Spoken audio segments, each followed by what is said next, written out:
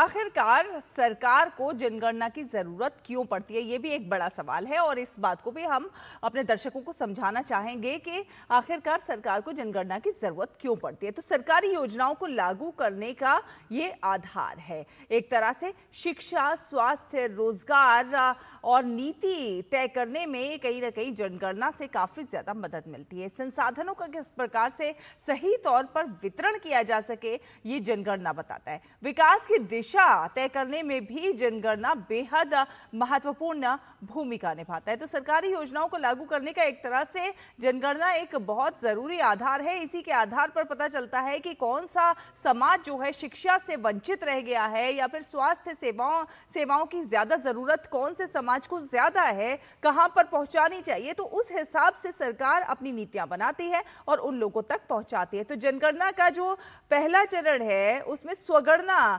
भी जो है आपको छूट मिलेगी। आप इसकी अवधि 1 अप्रैल से लेकर 15 अप्रैल 2026 तक है। तो इसमें स्वगणना की भी जो है आप स्वगणना कर सकते हैं, अपनी जानकारी खुद डिजिटल तौर पर भर सकते हैं। तो आपको बता दें कि किन राज्यों में कौन सी अवधि है, ये आपको बताते हैं। तो स्वगणना की अवधि 26 अप्रैल से 10 मई 2026 तक है और तेलंगाना राज्य में और साथ ही साथ पंजाब में जो है 30 अप्रैल से लेकर 14 मई 2025 तक है।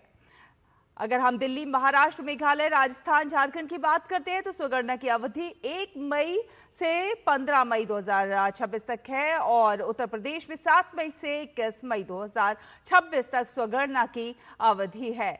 और जम्मू कश्मीर और लद्दाख और पुडुचेरी में यह अवधि हम आपको बताते हैं। हिमाचल प्रदेश में 1 जून से 15 जून 2026 तक है ये अवधि।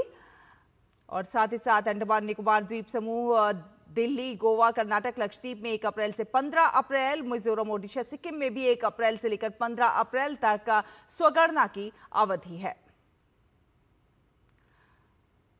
तो ये तो रही पहले चरण की बात। अब दूसरा चरण कब से शुरू होगा ये भी आपको बताते हैं। जनगणना के दूसरे चरण की बात की जाए तो ये फरवरी 2027 में आयोजित किया जाएगा।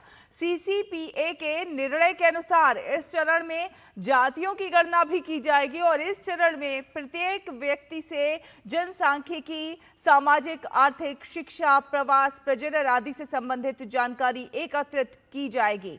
हालांकि अभी सरकार की ओर से प्रश्नावली अधिसूचित नहीं की गई है, यानी सवाल पब्लिक डोमेन में अभी तक नहीं आए हैं कि दूसरे चरण में क्या कुछ सवाल होंगे। तो जनगणना का दूसरा चरण, इसमें भी हर व्यक्ति की गिनती होनी है।